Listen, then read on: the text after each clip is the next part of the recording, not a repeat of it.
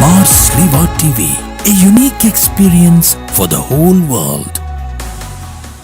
ക്രൂശിലായി എനിക്കായി മരിച്ചവനെ, ക്രൂശിനെ എനിക്കായി ജയിച്ചവനെ, കാരിരുമ്പാണിയാൽ മുറിഞ്ഞവനെ, ചാട്ടവാറിനടിയാൽ തളർന്നവനെ, യേശുവേ നീ എത്ര സഹിച്ചു, എൻ പാപങ്ങൾക്കായി നീ ക്രൂശിൽ മരിച്ചു. വിശുദ്ധ കുരിശിൻ്റെ അടയാളത്താലെ ഞങ്ങളുടെ ശത്രുക്കളിൽ നിന്ന് ഞങ്ങളെ രക്ഷിക്കുക ഞങ്ങളുടെ ഈശോയെ. പിതാവിൻ്റെയും പുത്രൻ്റെയും പരിശുദ്ധാത്മാവിൻ്റെയും നാമത്തിൽ ആമേൻ.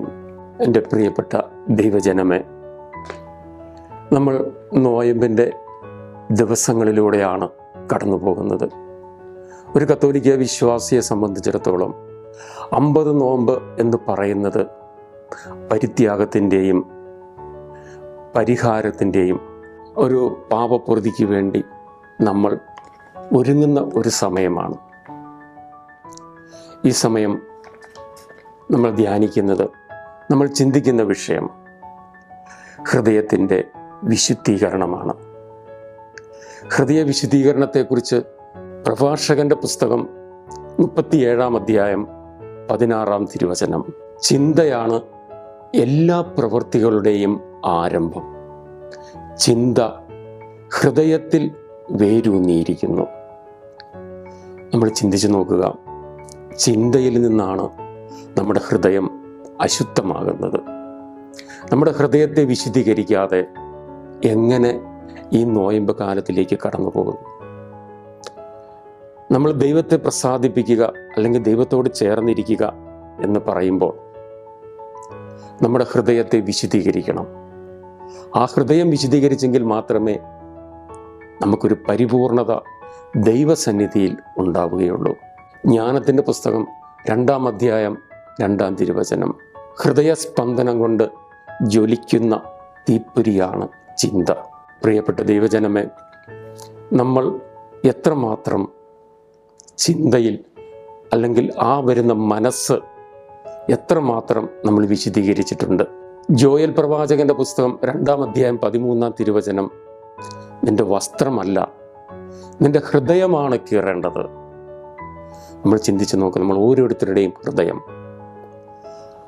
അതിനെ വിശുദ്ധീകരിക്കാതെ നമുക്ക് ഈ നോയമ്പ് കാലഘട്ടത്തിൽ നമ്മൾ മുന്നോട്ട് പോയിട്ട് എന്ത് കാര്യമാണുള്ളത്? ജെറമ്യ 17:9, ഹൃദയം മറ്റെന്തിനേക്കാളും ദുഷിച്ചതും കാപട്യമുള്ളതുമാണ്. ഉൽപ്പത്തി 6:5, ഹൃദയത്തിലെ ചിന്തകളും വിചാരങ്ങളും എപ്പോഴും ദുഷിച്ചതാണെന്ന് കർത്താവ് കണ്ടു. എൻ്റെ പ്രിയപ്പെട്ട ദൈവജനമേ, ഒരു നിമിഷം നമ്മളൊന്ന് ചിന്തിച്ചു നോക്കുക, എവിടെയാണ് നമ്മുടെ ഹൃദയം? എൻ്റെ ഹൃദയത്തിൻ്റെ ചിന്തകൾ, എൻ്റെ മനസ്സ് എവിടെയാണ്? എന്നെ കേൾക്കുന്ന ഏത് പ്രായത്തിൽപ്പെട്ടവരാണെങ്കിലും, ഏത് വിഭാഗത്തിൽപ്പെട്ട ദൈവജനമേ, നിങ്ങൾ ചിന്തിക്കുക, നമ്മളെ സ്നേഹിക്കുന്ന ഒരു സ്വർഗീയ പിതാവ്, ആ സ്വർഗീയ പിതാവ് ധൂർത്തപുത്രനെ നോക്കിയിരുന്നത് പോലെ ഓരോ മക്കളെയും നോക്കിക്കൊണ്ട് തിരിച്ചു വരവനായി കാത്തിരിക്കുന്ന പിതാവ്, ആ പിതാവ് നമ്മളോട് കാണിക്കുന്ന സ്നേഹം എത്ര വലുതാണ് എന്ന് ഒരു നിമിഷം നിങ്ങൾ ചിന്തിച്ചിട്ടുണ്ടോ? ഒരപ്പൻ്റെ സ്നേഹം, ഈ ആകാശവും ഭൂമിയും സർവ്വചരാചരങ്ങളും സൃഷ്ടിച്ച് കാത്തു പരിപാലിച്ച ഏക സത്യ ദൈവം നമ്മളെ സ്നേഹിക്കുന്നത് നമ്മൾ തിരിച്ചറിയുന്നുണ്ടോ? ആ തിരിച്ചറിവ് നമുക്കുണ്ടെങ്കിൽ നമ്മുടെ ഹൃദയവും മനസ്സും നമ്മൾ വിശുദ്ധീകരിച്ചു പോകും. ഓരോ നിമിഷവും ചിന്തിക്കുക, നമ്മുടെ മനസ്സ്, നമ്മുടെ ഹൃദയം ദൈവത്തിന് വസിക്കാൻ പറ്റിയ ഒരു ആലയമാണോ അല്ലയോ എന്നുള്ളത് ഓരോ മരുത്തിലും ചിന്തിച്ചു നോക്കുക. ഇന്നീ നിമിഷം ഞാൻ മരിച്ചാൽ ഞാൻ സ്വർഗത്തിൽ പോകുകയില്ലയോ? ഓരോ മനുഷ്യരും ചിന്തിച്ചു നോക്കുക. ഈ നോയമ്പ് കാലത്തിലൂടെ കുരിശിൻ്റെ വഴി നമ്മൾ നടത്തുന്നുണ്ട്, പ്രാർത്ഥനയുണ്ട്, അല്ലെ പരിത്യാഗങ്ങളുണ്ട്, എല്ലാം നമ്മൾ നടത്തുന്നു. പക്ഷെ ഒരു കാര്യം ചിന്തിക്കുക, ഇന്ന് ഞാൻ മരിച്ചാൽ ഞാൻ സ്വർഗത്തിൽ പോകുക? ഒന്ന് ചിന്തിച്ച് നോക്കുക. എന്തുകൊണ്ട് പോകുന്നില്ല എന്ന് നമ്മൾ ചിന്തിച്ചിട്ടുണ്ടോ? നമുക്ക് സാധിക്കുമോ പോകാനായിട്ട്? പിതാവ് നമുക്ക് തൻ്റെ പുത്രനെ ഈ ലോകത്തിലേക്ക് തന്നത് ഓരോരുത്തരെയും, ഓരോ വ്യക്തികളെയും നോക്കിക്കൊണ്ട് പറയുകയാണ്, നിനക്ക് വേണ്ടിയാണ്, നിന്റെ പാപത്തിന് പരിഹാരമായിട്ടാണ് ഞാൻ എൻ്റെ പുത്രനെ നിനക്ക് നൽകിയത്. ആ പുത്രൻ സഹിച്ച പീഡാസഹനങ്ങൾ, കുരിശ് മരണത്തിൻ്റെ യോഗ്യതയാലാണ് ഞാൻ വീണ്ടെടുക്കപ്പെട്ടത്, ഞാനൊരു ക്രിസ്ത്യാനിയായത്, ഞാനൊരു കത്തോലിക്ക വിശ്വാസിയായിട്ട് ഞാൻ ജീവിക്കുന്നത്. എൻ്റെ മനസ്സിൽ എൻ്റെ ഈശോ കടന്നു വരുവാനുള്ള യോഗ്യത, എൻ്റെ മനസ്സ് വിശുദ്ധമാണോ? ആ മനസ്സ് വിശുദ്ധമാണെങ്കിൽ ഗെത്സമേൻ തോട്ടത്തിൽ ഈശോ മിശിഹ നമ്മളെ നോക്കി ശിഷ്യന്മാരോട് പറഞ്ഞ ഒരു ചോദ്യമുണ്ട്. 1 മണിക്കൂറെങ്കിലും ഉണർന്നിരുന്ന് എന്നോടൊപ്പം പ്രാർത്ഥിക്കുവാൻ നിങ്ങൾക്ക് സാധിക്കുകയില്ലേ? എൻ്റെ പ്രിയപ്പെട്ട ദൈവജനമേ, ഈ ചോദ്യം നമ്മൾ ഓരോരുത്തരോടുമാണ് ചോദിക്കുന്നത്. 1 മണിക്കൂർ എങ്കിലും ഉണർന്നിരുന്ന് പ്രാർത്ഥിക്കുവാൻ 24 മണിക്കൂർ സമയം നമുക്ക് തന്നിട്ട്, ആ സമയത്തിൻ്റെ 1 മണിക്കൂർ സമയം നമ്മൾ ഈശോ മിശിഹായ്ക്ക് വേണ്ടി, സ്വർഗീയ പിതാവിന് വേണ്ടി ചെലവഴിക്കുവാൻ നമുക്ക് സാധിക്കുന്നുണ്ടോ? ഉണർന്നിരുന്ന് പ്രാർത്ഥിക്കുക. 1 മണിക്കൂർ തുടർച്ചയായിട്ട് പ്രാർത്ഥിച്ചില്ല എങ്കിലും നമുക്ക് സാധിക്കുകയില്ലേ? പ്രഭാതത്തിൽ ഉണർന്ന് കുറച്ച് സമയം ബൈബിൾ വായിക്കുക, ജപമാല ചെല്ലുക, കുടുംബത്തെ സമർപ്പിച്ച് പ്രാർത്ഥിക്കുക, വൈകുന്നേരം സന്ധ്യാപ്രാർത്ഥന ചെല്ലുക, കിടക്കുന്നതിന് മുൻപ് കുറച്ചു നേരമെങ്കിലും നമുക്ക് പ്രാർത്ഥിക്കുക. ഇങ്ങനെ 1 മണിക്കൂർ നേരം നമ്മൾ നമ്മുടെ ദൈവത്തോട് ചേർന്ന് നിൽക്കാൻ, ഉണർന്നിരുന്ന് പ്രാർത്ഥിക്കുവാൻ നമുക്ക് സാധിക്കുന്നില്ല എങ്കിൽ നമ്മുടെ ഹൃദയം വിശുദ്ധമാണോ? നിങ്ങൾ ഒരു വശത്തൂടെ ചിന്തിച്ച് നോക്കുക. നമ്മൾ ഏതെല്ലാം വിഷയങ്ങൾക്ക് നമ്മൾ അടിമത്തത്തിലാണ്. ഒരു ദിവസം നമ്മൾ ചിന്തിക്കുമ്പോൾ, നമ്മൾ ഒരു ദിവസം മുഴുവൻ നമ്മൾ ഓരോ പ്രവൃത്തിയിലും നമ്മൾ ഇറങ്ങിത്തിരിക്കുമ്പോൾ, നമ്മുടെ ഉള്ളിൽ ഈശോ മിശിഹ എവിടെയാണ്? നമ്മൾ കൊടുക്കുന്ന സ്ഥാനം എവിടെയാണ്? ഈശോയുടെ സ്നേഹത്തെക്കുറിച്ച് നമ്മൾ എപ്പോഴെങ്കിലും ചിന്തിച്ചിട്ടുണ്ടോ? ഈശോ എന്നെ സ്നേഹിക്കുന്നു എന്നുള്ള തിരിച്ചറിവ് എൻ്റെ ഹൃദയത്തിൽ എനിക്കുണ്ടോ? ആ സ്നേഹം ഞാൻ തിരിച്ചറിയുന്നുണ്ടോ? അതുപോലെ തിരിച്ച് സ്നേഹിക്കാൻ എനിക്ക് സാധിക്കുന്നുണ്ടോ? ജീവിതത്തിൻ്റെ നിമിഷങ്ങൾ ഓരോന്ന് 24 മണിക്കൂറിലും നമ്മൾ ചെലവഴിക്കുന്ന സമയങ്ങളെക്കുറിച്ച് ഒന്ന് ചിന്തിച്ച് നോക്കുക. നമ്മൾ ഒരു പരിശുദ്ധ കുർബാനയ്ക്ക് പോയി കഴിഞ്ഞാൽ ആ പങ്കെടുക്കുന്ന സമയം എൻ്റെ ചിന്ത എവിടെയെല്ലാം കടന്നു പോകും? എൻ്റെ മനസ്സിനെ നിയന്ത്രിച്ച് ഒരു പരിശുദ്ധ കുർബാനയിൽ പങ്കെടുക്കുവാൻ എനിക്ക് സാധിക്കുന്നുണ്ടോ? നേരെ മറിച്ച് ഞാനൊരു സിനിമ കാണുവാണെങ്കിൽ എൻ്റെ ചിന്ത മാറുമോ? അല്ലെങ്കിൽ എൻ്റെ ചിന്ത എന്ന് പറയുന്നത് എവിടെയാണ് നിൽക്കുന്നത് എന്ന് നിങ്ങൾ ഓരോരുത്തരും ചിന്തിക്കുക. ടി വിയിൽ ഒരു ക്രിക്കറ്റ് നടക്കുന്ന സമയം എൻ്റെ ചിന്ത എവിടെയെങ്കിലും പോകും. എൻ്റെ ഈശോയെക്കുറിച്ചുള്ള ചിന്തയും മാത്രം നമ്മുടെ ചിന്ത പതറിപ്പോകുന്നു. അത്രമാത്രം ഈ ലോകത്തിൽ പിശാചിൻ്റെ സാന്നിധ്യം നമ്മുടെ ഉള്ളിൽ നിറഞ്ഞു നിൽക്കുകയാണ്. അവൻ നമ്മളെ ഭരിക്കുകയാണ്. അവൻ്റെ അടിമത്തത്തിലാണ് നമ്മളിപ്പോഴും ജീവിക്കുന്നത്. എൻ്റെ പ്രിയപ്പെട്ട ദൈവജനമേ, നമ്മളെ അവസ്ഥയെക്കുറിച്ചൊന്ന് ചിന്തിക്കുക. എവിടെയാണ് നമ്മൾ നിൽക്കുന്നത്? ഈശോ മിശിഹായുടെ സ്ഥാനം എവിടെയാണ്? ഒരു ക്രിക്കറ്റ് താരത്തിന് അല്ലെങ്കിൽ ഒരു സ്പോർട്സ് താരത്തിന് കൊടുക്കുന്ന സ്ഥാനം ഈശോ മിശിഹായ്ക്ക് നിങ്ങൾ കൊടുക്കുന്നുണ്ടോ? ഒരു സിനിമാ താരത്തിന് കൊടുക്കുന്ന സ്ഥാനം നിങ്ങൾ ഈശോ മിശിഹായ്ക്ക് കൊടുക്കുന്നുണ്ടോ? അതല്ല എന്നുണ്ടെങ്കിൽ നമ്മൾ ഏത് പ്രവൃത്തിയിൽ ഇറങ്ങിയാലും എന്തിനെല്ലാം അടിമയാണ് നമ്മുടെ മനസ്സ്. കുറച്ച് സമയമെങ്കിലും നമുക്ക് ഉണർന്നിരുന്ന് പ്രാർത്ഥിക്കുവാനുള്ള കൃപയ്ക്ക് വേണ്ടി ഈ നോയമ്പ് കാലം നമുക്കൊന്ന് പരിശ്രമിച്ചു കൂടെ? ഉണർന്നിരുന്ന് പ്രാർത്ഥിക്കുക. ആ മനസ്സിൻ്റെ വിശുദ്ധീകരണം, ദൈവം ഉൽപ്പത്തി പുസ്തകത്തിൽ പറയുന്നത് പോലെ മനുഷ്യൻ്റെ മനസ്സ് മലിനമായി പോയത് കണ്ടു. ആ പിതാവ് എത്രമാത്രം വിഷമിക്കുന്നുണ്ട് നമ്മൾ ഓരോരുത്തരെയും നോക്കി. നമ്മുടെ വായിൽ നിന്ന് വരുന്നത് നമ്മളെ അശുദ്ധരാക്കുന്നു. മത്തായി ശ്ലീഹയുടെ സുവിശേഷത്തിൽ വ്യക്തമായി പറയുന്നു, നമ്മുടെ വായിൽ നിന്ന് വരുന്നതാണ് നമ്മളെ അശുദ്ധമാക്കുന്നത്, നമ്മുടെ മനസ്സ് അശുദ്ധമാക്കുന്നത്. മത്തായി 6:20-21, നിന്റെ നിക്ഷേപം എവിടെയാണോ അവിടെയാണ് നിന്റെ ഹൃദയം. നിന്റെ നിക്ഷേപം എവിടെയാണ്? സ്വർഗത്തിലാണ് എൻ്റെ നിക്ഷേപമെങ്കിൽ എല്ലാ തിന്മയിൽ നിന്നും നമ്മൾ മാറി നിൽക്കും. ലോകത്തിൻ്റെതായ മോഹങ്ങളിൽ, ലോകവും അതിൻ്റെ മോഹങ്ങളും സാത്താൻ്റെ അടിമത്തത്തിലാണ്. ഈ അടിമത്തത്തിൽ കിടക്കുന്ന നമുക്ക് സ്വർഗത്തിലേക്കുള്ള വഴി ആ ദൈവപിതാവ് നമ്മളെ നോക്കി നിൽക്ക്, ആ സ്വീകരിക്കാൻ തയ്യാറായിട്ട് നിൽക്കുകയാണ്. എൻ്റെ മകനെ, മകളെ, കടന്നു വരിക.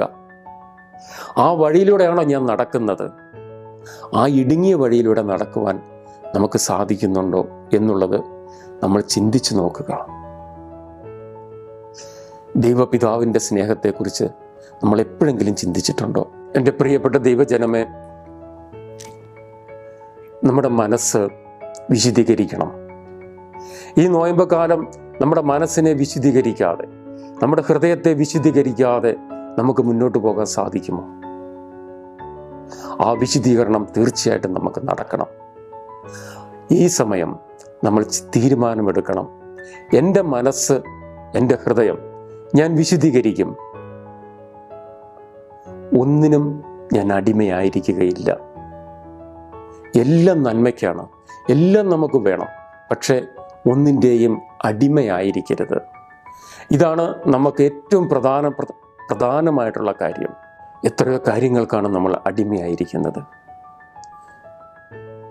ഒരു ദിവസത്തിൻ്റെ മുഴുവൻ സമയത്തിൽ എവിടെയെല്ലാം എന്തെല്ലാം അടിമത്തത്തിലാണ് നമ്മൾ കടന്നു പോകുന്നത്.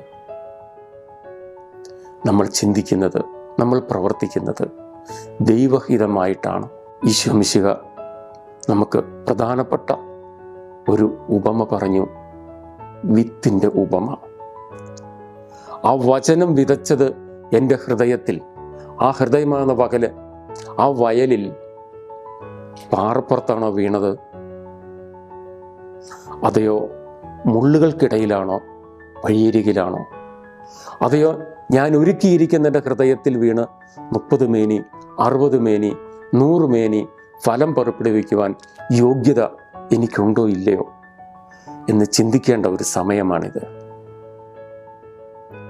നമ്മൾ കുരിശിൻ്റെ വഴി ചൊല്ലി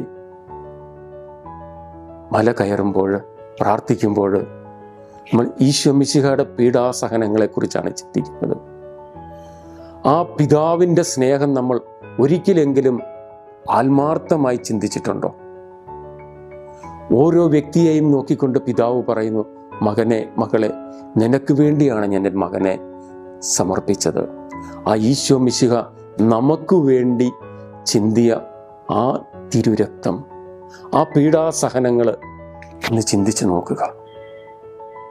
തലയിൽ മുൾമുടി തറച്ചപ്പോൾ അവിടുന്ന് സഹിച്ച വേദനയെക്കുറിച്ച് നീ ഒരു നിമിഷമെങ്കിലും ചിന്തിച്ചിട്ടുണ്ടോ? ആ കൈകളിലും കാലുകളിലും ആണികൾ അടിച്ചു കയറ്റിയപ്പോൾ അവിടുന്ന് സഹിച്ച വേദന, ചാട്ടവാർ അടിയേറ്റ് പൊളഞ്ഞപ്പോൾ, ഭാരമേറിയ കുരിശും വഹിച്ചുകൊണ്ട് ഓരോ അടിയും മുന്നോട്ട് നീങ്ങിയപ്പോൾ, 3 തവണ കുരിശിൻ്റെ ഭാരം സഹിക്കാതെ നിലത്ത് വീണപ്പോൾ, ഇവയെല്ലാം എനിക്ക് വേണ്ടിയാണ്, എൻ്റെ പാപങ്ങൾക്ക് പരിഹാരമായിട്ടാണ് ഇവയെല്ലാം ചെയ്തത്. ഇവയെക്കുറിച്ച് ധ്യാനിക്കുവാനും ചിന്തിക്കുവാനുമുള്ള ഒരു മനസ്സ് ഈ നോയമ്പ് കാലത്ത് എനിക്കുണ്ടാകണം. ആ ഹൃദയം എത്രമാത്രം വേദനിക്കുന്നു, ആ പിതാവിൻ്റെ ഹൃദയം വേദനിക്കുന്നു നമ്മൾ തിരിച്ചറിയണം. ആ തിരിച്ചറിവിലൂടെ എൻ്റെ ഹൃദയത്തിൻ്റെ വിശുദ്ധീകരണവും നടക്കണം. എൻ്റെ ഹൃദയം വിശുദ്ധീകരിച്ചെങ്കിൽ മാത്രമേ എനിക്ക് വിശുദ്ധി ഉണ്ടാകുകയുള്ളൂ, വിശുദ്ധീകരണം ഉണ്ടാവുകയുള്ളൂ. എൻ്റെ ഈശോ എൻ്റെ ഉള്ളിൽ വന്ന് വസിക്കുകയുള്ളൂ. എൻ്റെ ഈശോയ്ക്ക് എൻ്റെ ഉള്ളിൽ വന്ന് വസിക്കാൻ തക്ക യോഗ്യത എൻ്റെ ഹൃദയത്തിലുണ്ടോ? ഈ നോയമ്പ് കാലം നമുക്ക് അങ്ങനെ ചിന്തിച്ചുകൊണ്ട് മുന്നോട്ട് പോകാൻ സാധിക്കട്ടെ. മത്തായി 6:20-21. നിന്റെ ഹൃദയം സ്വർഗത്തിൽ നിക്ഷേപം കരുതി വയ്ക്കുക. നിന്റെ നിക്ഷേപം എവിടെയാണോ അവിടെയായിരിക്കും നിന്റെ ഹൃദയവും. ഈ ഭൂമിയിൽ ഇപ്പോൾ ജീവിച്ചിരിക്കുന്ന നമുക്ക് സ്വർഗത്തിലെ നിക്ഷേപത്തെക്കുറിച്ച് നമുക്ക് ചിന്തിക്കാൻ സാധിക്കുന്നുണ്ടോ? സ്വർഗത്തിൽ ഒടുങ്ങാത്ത നിക്ഷേപം കരുതി വയ്ക്കുവാൻ ഈ നോയമ്പ് കാലം നമുക്ക് ഇടയാകട്ടെ എന്ന് പ്രാർത്ഥിക്കുകയാണ്. പരിശുദ്ധ കന്യകാമറിയത്തിൻ്റെ അപേക്ഷയും സകല മാലാഖമാരുടെ സഹായവും സകല വിശുദ്ധരുടെ പ്രാർത്ഥനകളും നമുക്ക് സഹായമായിരിക്കട്ടെ. സ്വർഗത്തിൽ ഒടുങ്ങാത്ത നിക്ഷേപം കരുതി വയ്ക്കുന്ന സമയങ്ങളായി. മത്തായി 6:20-21. സ്വർഗത്തിൽ നിക്ഷേപം കരുതി വയ്ക്കുക. നിന്റെ നിക്ഷേപം എവിടെയാണോ അവിടെയായിരിക്കും നിന്റെ ഹൃദയവും. യാക്കോബ് 1:17. എല്ലാ ദാനങ്ങളും പിതാവിൽ നിന്ന് വരുന്നു. സിറോ മലബാർ സഭയിൽ നമ്മൾ അർപ്പിക്കുന്ന ഓരോ കുർബാനയിലും നമ്മൾ പ്രാർത്ഥിക്കുന്നു, നിന്റെ ചിന്തകൾ ഉന്നതങ്ങളിലേക്ക് ഉയരട്ടെ. സ്വർഗത്തിലുള്ള പിതാവിൻ്റെ സന്നിധിയിലേക്ക്, പുത്രനായ യേശു ക്രിസ്തുവിൻ്റെ സന്നിധിയിലേക്ക്, പരിശുദ്ധ കന്യകാമറിയം, മാലാഖമാര്, വിശുദ്ധര്, ഇവരുടെ സന്നിധിയിലേക്കായിരിക്കട്ടെ നമ്മുടെ ചിന്തകൾ. പ്രിയപ്പെട്ട ദൈവജനമേ, ഈ ചിന്തയോടെ നോമ്പുകാല ചിന്തകൾ നമുക്ക് മുന്നേറാം. നമ്മൾ ഓരോരുത്തരുടെയും ഹൃദയങ്ങളെ വിശുദ്ധീകരിക്കണമേ. ഹൃദയവും മനസ്സും വിശുദ്ധീകരിച്ച ഒരു പുതിയ സൃഷ്ടിയായി മാറുവാൻ നമ്മൾക്ക് ഓരോരുത്തർക്കും ഇടയാകട്ടെ. പിതാവായ ദൈവത്തിൻ്റെ കൃപയും പുത്രനായ യേശു ക്രിസ്തുവിൻ്റെ സാന്നിധ്യവും പരിശുദ്ധ കന്യകാമറിയത്തിൻ്റെ അപേക്ഷയും സകല വിശുദ്ധരുടെ പ്രാർത്ഥനകളും സകല മാലാഖമാരുടെ സഹായവും എന്നും എപ്പോഴും നമ്മുടെ കൂടെ ഉണ്ടായിരിക്കട്ടെ, ഇപ്പോഴും എപ്പോഴും എന്നേക്കും. ആമേൻ. Mars Riva TV, a unique experience for the whole world.